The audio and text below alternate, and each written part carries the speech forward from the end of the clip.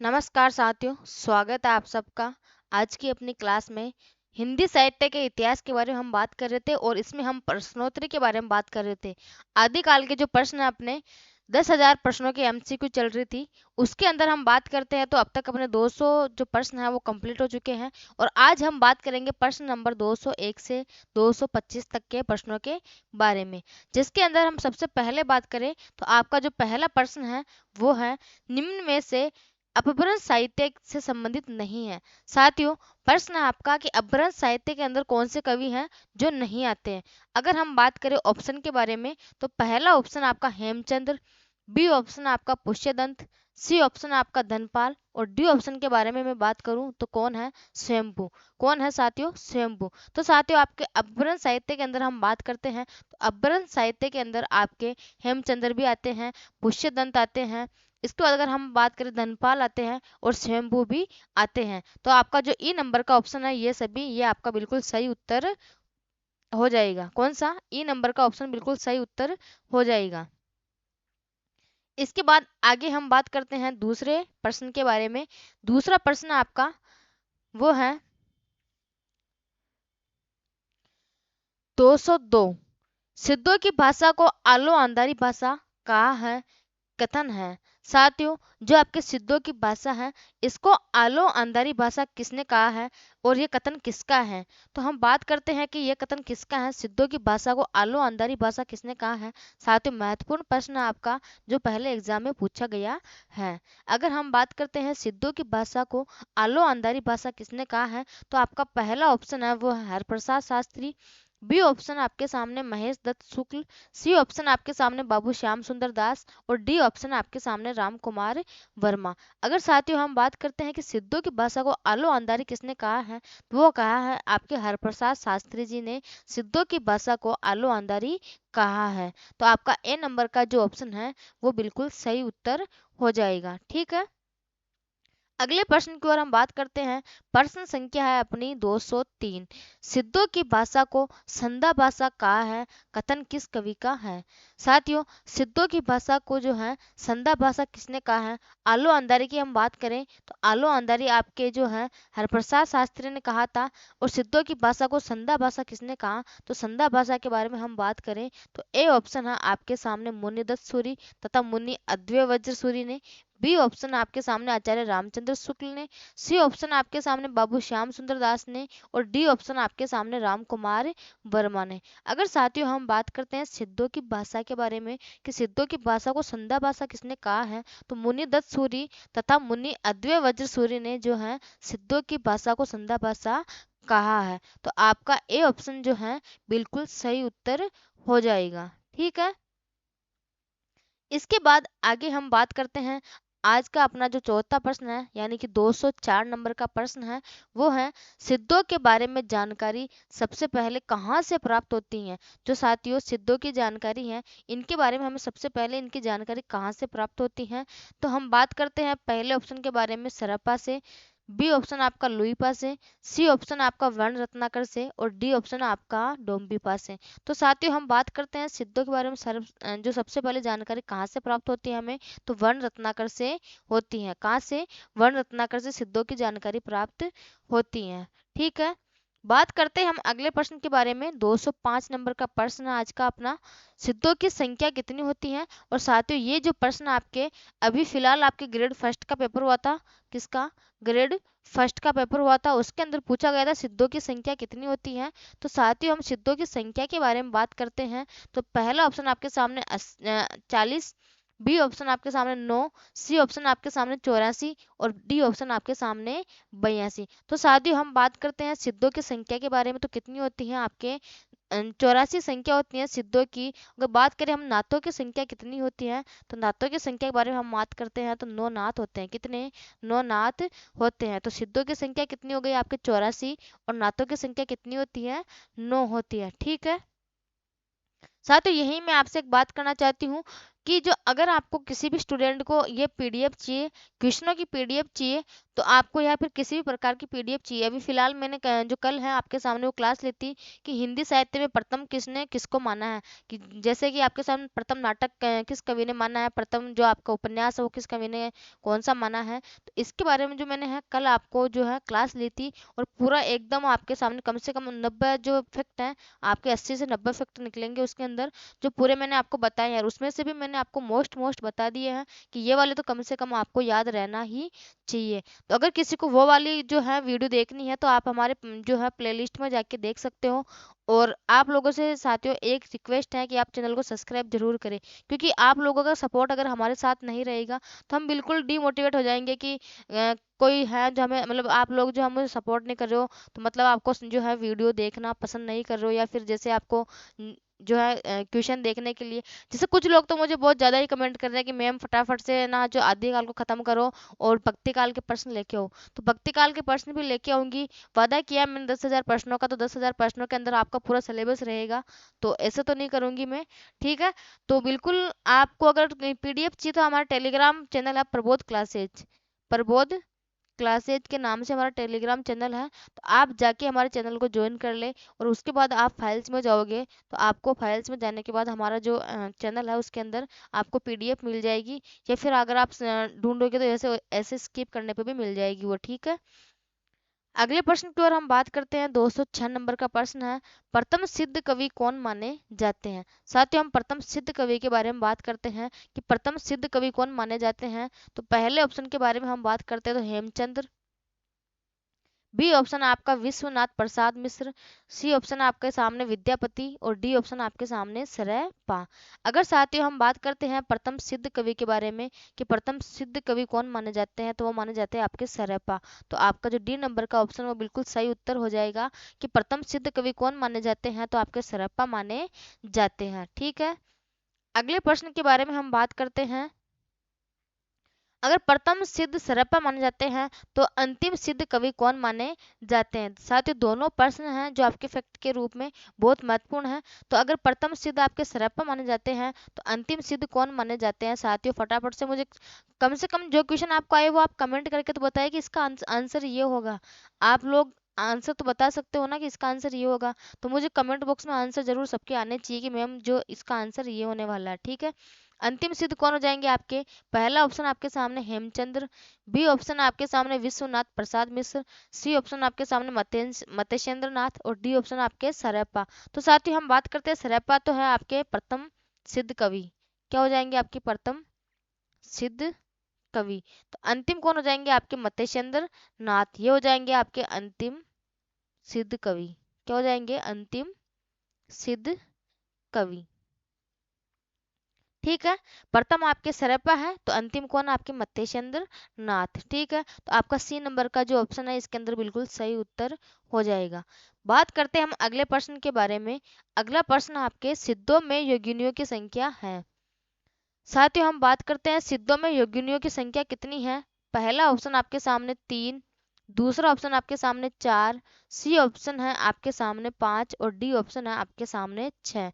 तो अगर साथियों हम बात करते हैं सिद्धों में योगिनियों की संख्या कितनी होती है, तो साथियों 4 है। कितनी है, 4। अब हम बात करते हैं कि ये 4 होती कौन कौन सी हैं। तो पहली है आपके लक्ष्मी खर्रा।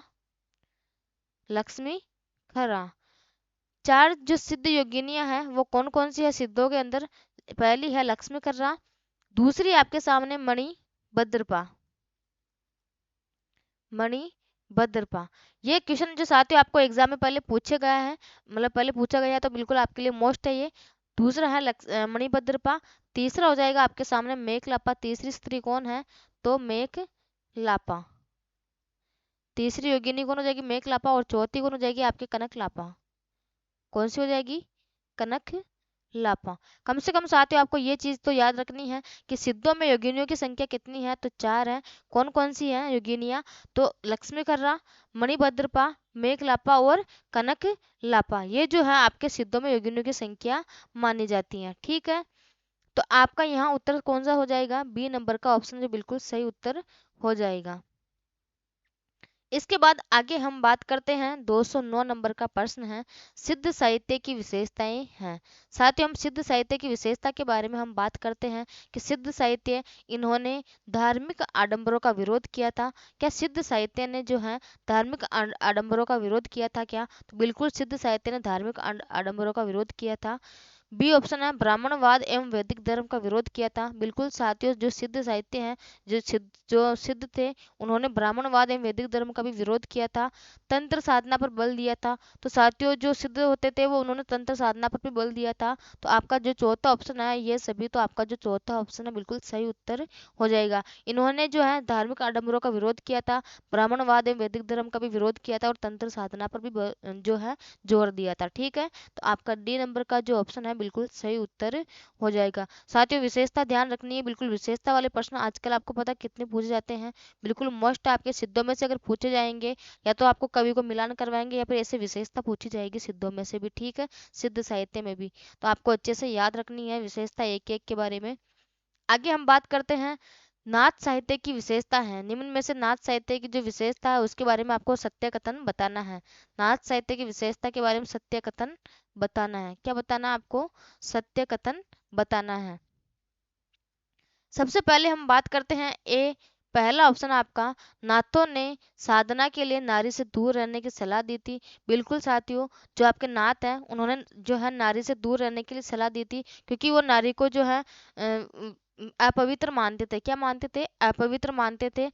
नाथ अखंड ब्रह्मचर्या में विश्वास करते थे। बिल्कुल साथियों, नाथ जो होते थे वो अखंड ब्रह्मचर्या में विश्वास करते थे। योग साधना पर इन्होंने बल दिया था। बिल्कुल इन्होंने योग साधना जो है योग साधना पर बल दिया था। और जो आपके सिद्ध थे वो उन्होंने तंत्र साधना पर बल दिया था। किस पे? तंत्र साधना पे। तो आपके योग साधना पर बल दिया था इन्होंने। ये ईश्वरवादी होते थे। कौन? जो आपके नाथ हैं ये ईश्वरवादी होते थे। और जो आपके सिद्ध है वो क्या होते थे? निरीश्वरवादी। क्या होते थे? निरीश्वरवादी। निरीश्वरवादी।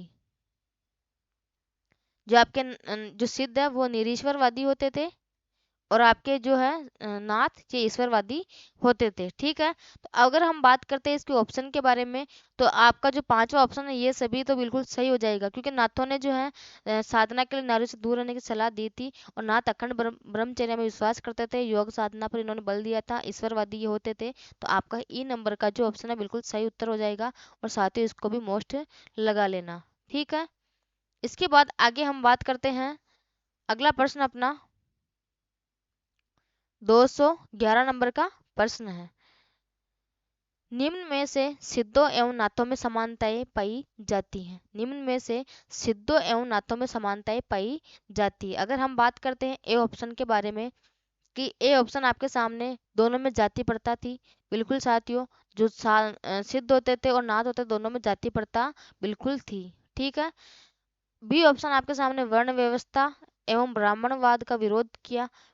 वर्ण व्यवस्था एवं ब्राह्मणवाद का विरोध किया। तो साथियों, जो सिद्ध और नाथ होते थे उन दोनों ने जो दोनों ने ही है वर्ण व्यवस्था और ब्राह्मणवाद का विरोध किया था। ठीक है, ये समानताएं वाला प्रश्न साथियों बहुत मोस्ट है। ये भी पूछा जाता है कि दोनों की जो समानताएं क्या क्या हैं। दोनों ने गुरु को महत्व दिया था। तो बिल्कुल साथियों, दोनों ने जो है गुरु को महत्व दिया था। और आपके हम बात करते हैं सिद्ध एवं नाथों ने तो समाज सुधार पर भी बहुत ज्यादा बल दिया था। ठीक है, तो आपकी ये वाली विशेषता बिल्कुल सही उत्तर हो जाएगा। तो आपका इसमें ऑप्शन ई नंबर दे रखा है कि ये सभी सही है। तो बिल्कुल आपके जो चारों विशेषताएं दे रखी है बिल्कुल सही दे रखी हैं, कि दोनों में जाति प्रथा होती थी। सिद्ध और नाथों में इन्होंने वर्ण व्यवस्था एवं ब्राह्मणवाद का विरोध किया था। दोनों ने गुरु को महत्व दिया था और समाज सुधार पर भी बल दिया था। तो आपका ई नंबर का जो ऑप्शन है बिल्कुल सही उत्तर हो जाएगा। ठीक है, इसके बाद आगे हम बात करते हैं अगले प्रश्न के बारे में। 212 नंबर का प्रश्न अपना, जनता इन पर सिद्ध योगियों का प्रभाव विक्रम की 10वीं सदी से ही पाया जाता है। साथ ही आपको यहाँ आपको जो है क्वेश्चन दे रखा है एक, कि जनता पर इन सिद्ध योगियों का प्रभाव विक्रम की 10वीं सदी से ही पाया जाता है। तो ये कथन किसका? ये आपके सामने जो दिया हुआ है वो कथन है। तो यह कथन किसका है? यह आपको एक कथन दिया हुआ है कि जनता पर इन योगियों का प्रभाव विक्रम की 10वीं सदी से ही पाया जाता है। तो ये कथन किसका है? पहला ऑप्शन आपके सामने आचार्य रामचंद्र शुक्ल जी का, बी ऑप्शन आपके सामने रामकुमार वर्मा का, सी ऑप्शन आपके सामने हजारी प्रसाद द्विवेदी का, और डी ऑप्शन आपके सामने सरेपा का। तो साथियों, इस प्रश्न के बारे में हम बात करते हैं तो ये कथन किसका है? तो आपके आचार्य रामचंद्र शुक्ल जी हैं। इन्होंने सिद्धों के बारे में कहा था कि जो इनका जो सिद्ध जनता पर है, जो इन सिद्ध योगियों का प्रभाव विक्रम की 10वीं सदी से ही पाया जाता है। तो ये जो है कथन किसका हो जाएगा? आचार्य रामचंद्र शुक्ल जी का कथन हो जाएगा। तो आपका ए नंबर का जो ऑप्शन है बिल्कुल सही उत्तर हो जाएगा। ठीक है, अगले प्रश्न के बारे में हम बात करते हैं। फिर से आपके सामने एक कथन दिया हुआ है। कथन है, नातों की सबसे बड़ी कमजोरी इनका रूखापन एवं ग्रस्त के प्रति अनादर भाव है। कथन किस कवि का? साथियों, वेरी वेरी मोस्ट लगा लेना इसको तो, कि बहुत ज्यादा इंपॉर्टेंट है आपके लिए। प्रश्न तो पहले आया हुआ है एग्जाम में। नातों की सबसे बड़ी कमजोरी इनका रूखापन एवं ग्रस्त के प्रति अनादर भाव है। कथन किस कवि का है? तो साथियों, यहाँ हम बात करते हैं सबसे पहले ए ऑप्शन आपके सामने शुक्ल जी का, बी ऑप्शन आपके सामने आचार्य हजारी प्रसाद द्विवेदी जी, सी ऑप्शन आपके सामने राम स्वरूप चतुर्वेदी, और डी ऑप्शन आपके सामने नगेंद्र जी। तो साथियों, यहाँ हम बात करते हैं तो आपके नाथों की सबसे बड़ी कमजोरी इनका रुखापन एवं ग्रस्त के प्रति अनादर भाव है। तो ये कथन किसका है? आचार्य रामचंद्र शुक्ल जी का है। किसका है? आचार्य रामचंद्र शुक्ल जी ने कहा था। तो आपका ए नंबर का जो ऑप्शन है यहाँ पे बिल्कुल सही उत्तर हो जाएगा। ठीक है, साथियों, ये कथन सॉरी आचार्य रामचंद्र शुक्ल का नहीं है, ये हजारी प्रसाद द्विवेदी जी का है। बाय मिस्टेक मुझे किसका? ये आचार्य हजारी प्रसाद द्विवेदी जी ने कहा था। रूखापन एवं ग्रस्त के प्रति अनादर भाव की बात तो हजारी प्रसाद द्विवेदी जी करते हैं। तो ये आपका जो ऑप्शन है यह बिल्कुल हजारी प्रसाद द्विवेदी जी उत्तर हो जाएगा। ठीक है, इसके बाद आगे हम बात करते हैं। अगला प्रश्न आपका, इनमें मत्स्येंद्र नाथ के उपनाम हैं। साथियों, मत्स्येंद्र नाथ के उपनाम कौन कौन से हैं इनके बारे में हम बात करते हैं। तो मत्स्येंद्र नाथ को अन्य नाम से भी जाना जाता है। इनको मीनापा कहते हैं, इनको मीननाथ कहते हैं, और इनको मच्छंद्र नाथ भी कहते हैं। तो साथियों, यहाँ हम बात करते हैं ऑप्शन के बारे में। तो आपका डी नंबर का जो ऑप्शन है बिल्कुल सही उत्तर हो जाएगा, क्योंकि मत्स्येंद्र नाथ के बहुत सारे उपनाम हैं जिनमें आपके मीनापा है, इनको मीननाथ और मच्छंद्र नाथ भी कहते हैं। ठीक है, तो आपका डी नंबर का जो ऑप्शन है यहाँ पे बिल्कुल सही उत्तर हो जाएगा। इसके बाद आगे हम बात करते हैं अगले प्रश्न के बारे में। साथ ही तबीयत बहुत ज़्यादा खराब होने के कारण मैं आप लोगों के सामने इतने दिन से रेगुलर क्लास नहीं ले पा रही हूँ, और इसका रीज़न यही है कि मेरी जो है तबीयत बहुत ज़्यादा ही खराब है।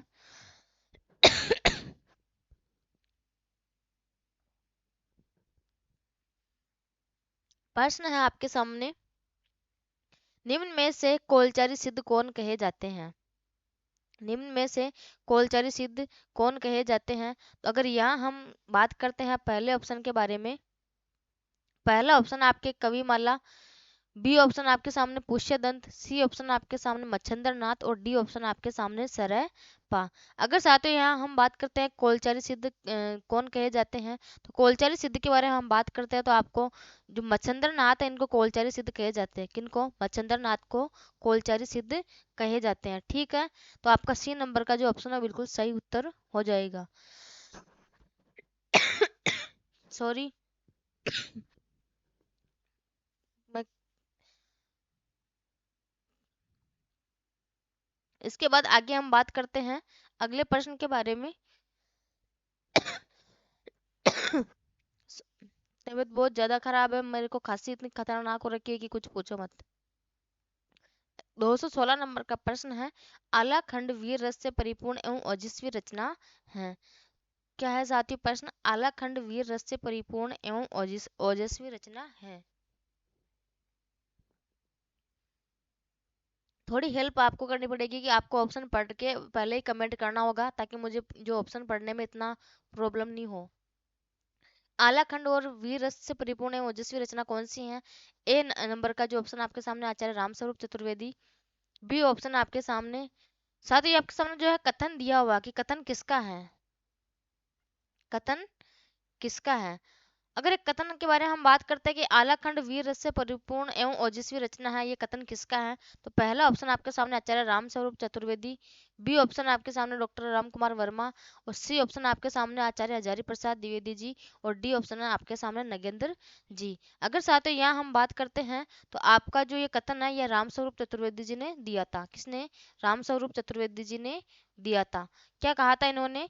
कि आलाखंड वीर रस से परिपूर्ण एवं ओजस्वी रचना है। ठीक है, तो आपका ए नंबर का ऑप्शन बिल्कुल सही उत्तर हो जाएगा। सॉरी। इसके बाद आगे हम अगले प्रश्न की ओर बात करते हैं। अगला प्रश्न आपके सामने, जोई जोई पिंडे सोई ब्राह्मणे, ठीक है, ब्रह्मांडे। जोई जोई पिंडे सोई ब्रह्मांडे पंक्ति किस कवि की है? अगर साथियों यहाँ हम बात करते हैं कि ये किस कवि की पंक्ति है, तो आपके ये है गोरखनाथ की पंक्ति हो जाएगी। किसकी? गोरखनाथ की। ठीक है। इसके बाद आगे हम बात करते हैं अगले प्रश्न के बारे में, जो आपके 218 नंबर का प्रश्न है। अभी अंतर को त्यागे माया, अभी अंतर को त्यागे माया पंक्ति के लेखक हैं। साथियों बहुत महत्वपूर्ण है ये पंक्ति, और जो आपकी पिछली वाली पंक्ति है ये भी आपके लिए बहुत महत्वपूर्ण है, जोय जोय पिंडे सोए ब्रह्मांडे।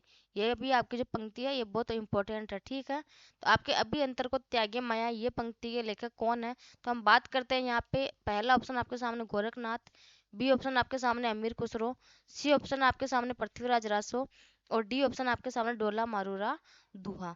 अगर यहाँ हम बात करते हैं तो आपका जो ऑप्शन नंबर है ये पंक्ति किसकी है? तो आपका हो जाएगा गोरखनाथ की पंक्ति है। किसकी है? गोरखनाथ की। तो आपका ए नंबर का जो ऑप्शन है बिल्कुल सही उत्तर हो जाएगा। ठीक है। इसके बाद आगे हम बात करते हैं अगले प्रश्न के बारे में। नाथपंथियों की भाषा थी। साथियों नाथपंथियों की भाषा के बारे में हम बात करते हैं तो नाथपंथियों की भाषा कौन सी थी? बहुत सरल प्रश्न है, आप फटाफट से मुझे कमेंट बॉक्स में उत्तर दे इसका भी।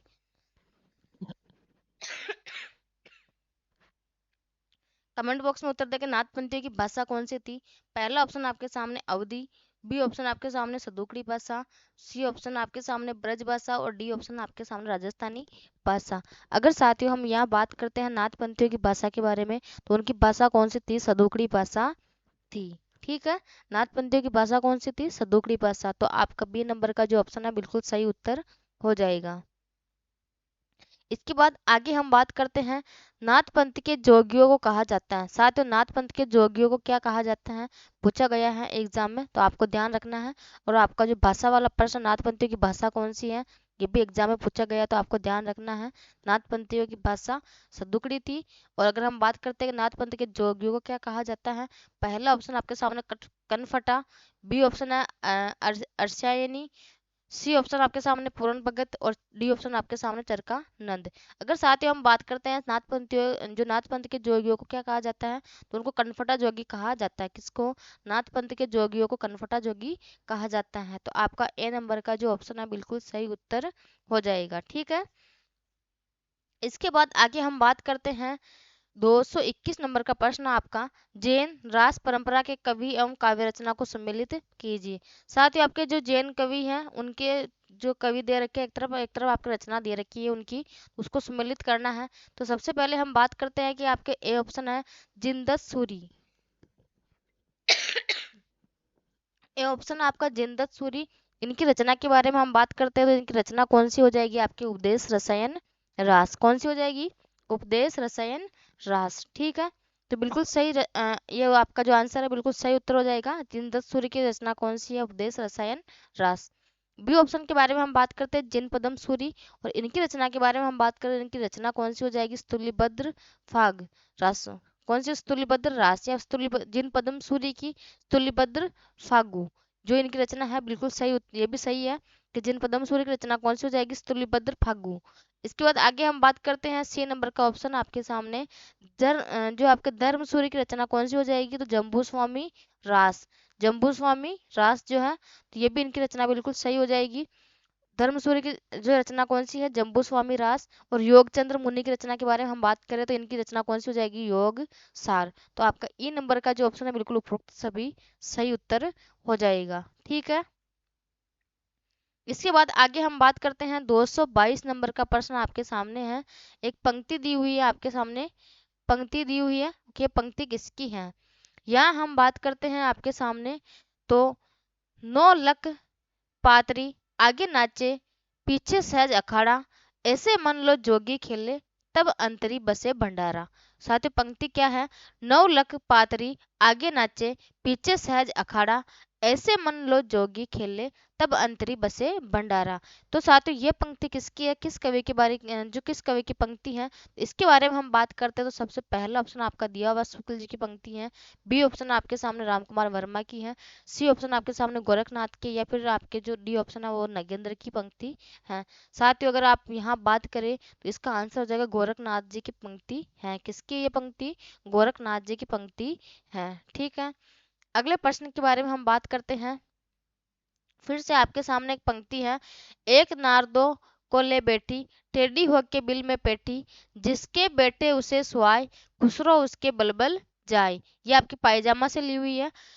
एक नार दो को ले बैठी, एक नार दो को ले बैठी टेढ़ी होके बिल में बैठी, जिसके बेटे उसे सुहाए खुसरो उसके बलबल जाए। साथियों इसके बारे में हम बात करते हैं कि ये पंक्ति किसकी है। तो आपको दिख रहा होगा खुसरो उसके बलबल जाए, तो ये किसकी हो जाएगी, आपके अमीर खुसरो की पंक्ति हो जाएगी। किसकी हो जाएगी, अमीर खुसरो की पंक्ति हो जाएगी। आगे हम बात करते हैं 224 नंबर का प्रश्न आपके सामने, गोरी सोवे सेज पर मुख पर डायरेक्ट केस, चल खुसरो घर आपने रेन बहीचऊ देश। साथियों ये पंक्ति किसकी है, कि ये पंक्ति के बारे में हम बात करते हैं कि पंक्ति किसकी है। पहला ऑप्शन आपके सामने गोरखनाथ, बी ऑप्शन आपके सामने पुष्यदंत, सी ऑप्शन आपके सामने हेमचंद्र, और डी ऑप्शन जो है आपके सामने है वो हो जाएगा अमीर खुसरो। तो साथियों ये पंक्ति जो है आपके अमीर खुसरो की है, और बहुत मोस्ट पंक्ति है, एग्जाम में पूछी गई है। एग्जाम में कई बार डायरेक्ट आपको ये पंक्ति दी हुई रहेगी, और एग्जाम में यही पूछा जाएगा कि गोरी सोवे सेज पर मुख पर डायरेक्ट केस, चल खुसरो घर आपने रेण बही चहु देश। ये पंक्ति किसकी है, तो आपके अमीर खुसरो की पंक्ति हो जाएगी। बिल्कुल याद करके जाना है साथियों। ठीक है, आज का अपना अंतिम प्रश्न है, देसिल बैना सब जन मिठा ते ते ते तई सन जपो अवहट्टा। आपके सामने एक पंक्ति दे रखी है, और ये पंक्ति किस कवि की है, पंक्ति किस कवि की है, कवि की है। अगर यहाँ हम बात करते हैं, पंक्ति है, देसिल बहना बहना सब जन मिठा ते तई सन जपो अवहट्टा। तो ये पंक्ति किसकी है, इसके बारे में हम बात करते हैं। पहला ऑप्शन आपके सामने विद्यापति, बी ऑप्शन आपके सामने कणप्पा, सी ऑप्शन आपके सामने लुईपा, और डी ऑप्शन आपके सामने सरप्पा। अगर साथियों हम इस पंक्ति के बारे में बात करते हैं तो ये हो जाएगी आपके विद्यापति की पंक्ति है। किसकी है, विद्यापति की, और इसको भी मोस्ट लगा लेना। ठीक है, तो साथियों आज के जो है अपने 25 प्रश्न यहाँ खत्म हुए हैं। कल हम बात करेंगे अपने जो प्रश्नों की जो रहेगी, वो रहेंगे अपने जो है 26 से 50, यानी कि 226 से 250 तक के प्रश्न अपने कल की कक्षा में रहने वाले हैं। ठीक है, तो आज तक जो आज के लिए है वो धन्यवाद।